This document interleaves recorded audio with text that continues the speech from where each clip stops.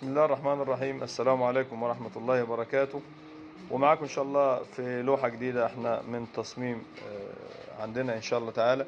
عندنا اللوحة دي بتقول إن احنا عندنا 3 مضخات بيشتغلوا كل موتور فيهم بيشتغل ساعة وبينقل على التاني وبعدين التالت وترجع الكرة تعيد نفسها من الأول، بالإضافة إنه هنا في بريشر سويتش.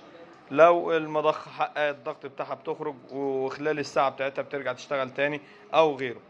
هنا الجي في 2 الجي في 3 العمومي بتاعنا، وهنا في جي في 2 عمومي برضو على الكنترول. عندنا هنا التايمر الأولاني ده بيشتغل لمدة ساعة، وده بيشتغل الساعة التانية، وده بيشتغل الساعة التالتة.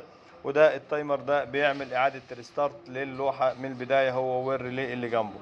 أما الريلي ده ريلي البريشر، بناخد من عليه اطراف التشغيل، بنقول انه اي مضخه فيه شغاله هو بيتحكم في فصلها وفي تشغيلها. هنا عندنا وش اللوحه من بره الثلاثه اللي فوق، طبعا ال3 فازات. عندنا هنا المضخه اللي شغاله والمضخه اللي واقفه، المضخه اللي شغاله والمضخه اللي واقفه في حاله اليدوي. عندنا هنا نقلبها يدوي، بنشغل واحد، بنبطل اهو، ده في حاله اليدوي. في حاله الاوتومات تمام، ده في حالة اليدوي. دول طبات علشان التفتيح. هنجيب اوتوماتيك. هنا اشتغلت اول واحدة اهي مع الكونتاكتور الاولاني، مقللين الوقت احنا عاملينه ثواني. نقلت على الموتور الثاني، الموتور الثالث،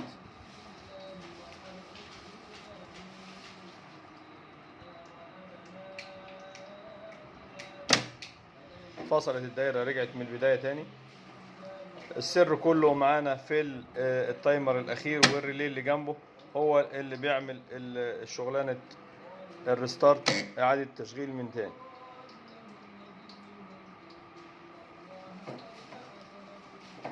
تباعا كل واحد بياخد الزمن بتاعه، بيخرج ويدخل التاني، بيرجع. مجرد ما بيخش التايمر الاخير بياخد بعضه ويبدأ الدايرة من البداية تاني. خلينا تباعا نلاحظها تاني.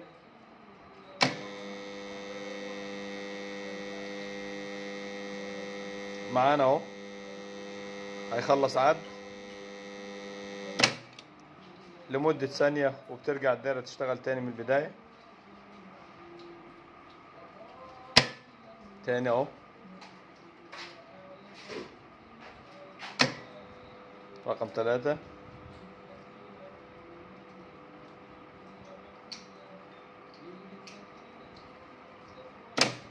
ترجع الدايرة تعيد نفسها من البداية تاني. معلش يا هندسة.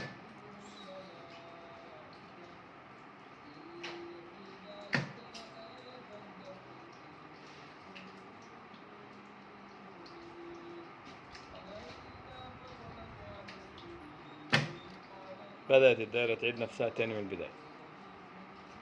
وإن شاء الله طبعا كما بنوعد الأخوة، إن شاء الله هيكون لها مخطط كامل، وإحنا في الخدمة طبعا، اللي بيطلبوا مننا ما بنتأخرش منه. والسلام عليكم ورحمة الله وبركاته.